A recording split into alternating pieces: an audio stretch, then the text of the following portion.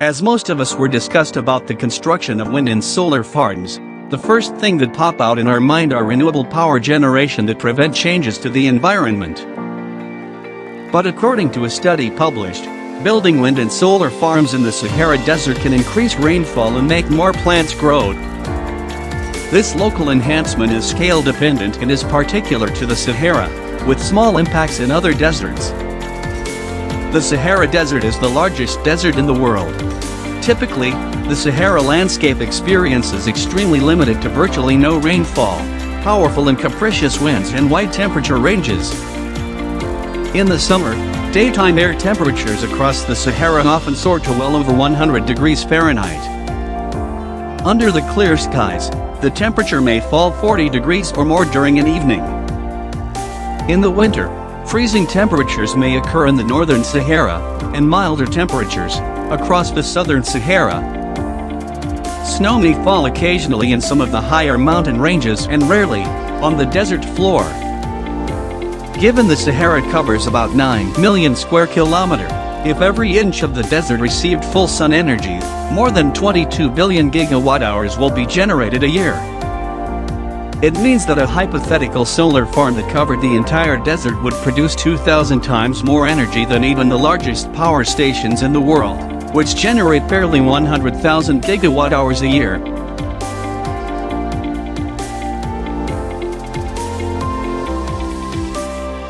At night, the sun no longer heats the desert and the heat from the day doesn't stay trapped, hence the near-surface air temperature dropped near to the freezing point, making it colder than the air above.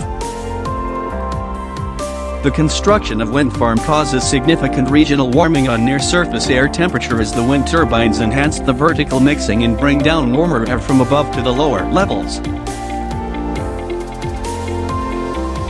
Wind farms also increase precipitation because of the wind turbines represent an obstacle to free-flowing air, increase the surface friction and reduced wind velocity.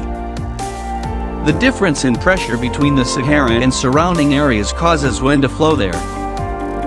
When the air meets, or converges, in the Sahara it has nowhere else to go but up. As the air rises, water vapor in it condenses and raindrops form. The increase in precipitation leads to increases in vegetation cover fraction that further reduce surface albedo. The albedo is a measure of how much of the sun's energy is reflected back into space. Additionally, their covered vegetation increases evaporation, surface friction, cloud cover and consequently, precipitation.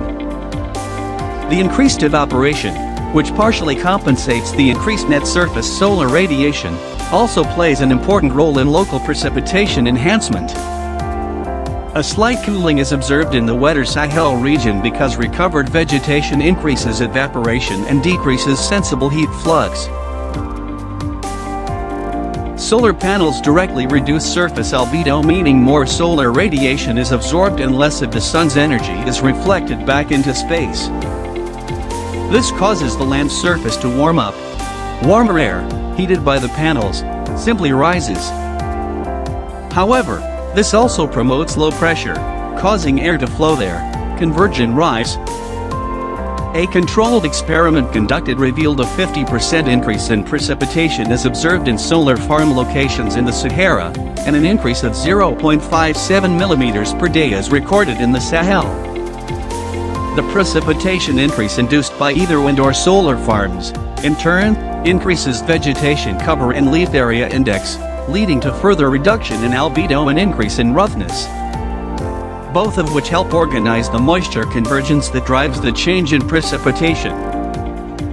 These friction precipitation vegetation feedbacks in wind farms and albedo precipitation vegetation feedbacks in both wind and solar farms are known as the sudden charting mechanisms. In conclusion, the construction of both solar and wind farms in the Sahara Desert are not limited to zero greenhouse gases massive power generation only but also significantly change land surface properties, lead to unintended climate consequences. In the study, a climate model with dynamic vegetation showed that large-scale installations of wind and solar farms covering the Sahara lead to a local temperature increase and more than a twofold increase in precipitation, especially in the Sahel, through increased surface friction and reduced albedo. The resulting increase in vegetation further enhances precipitation, creating a positive albedo precipitation vegetation feedback that contributes approximately 80% of the precipitation increase for wind farms. Thank you for watching. I hope you enjoy my video. If you like my video, don't forget to give it a thumbs up and share. Check out my channel for more videos you might be interested in.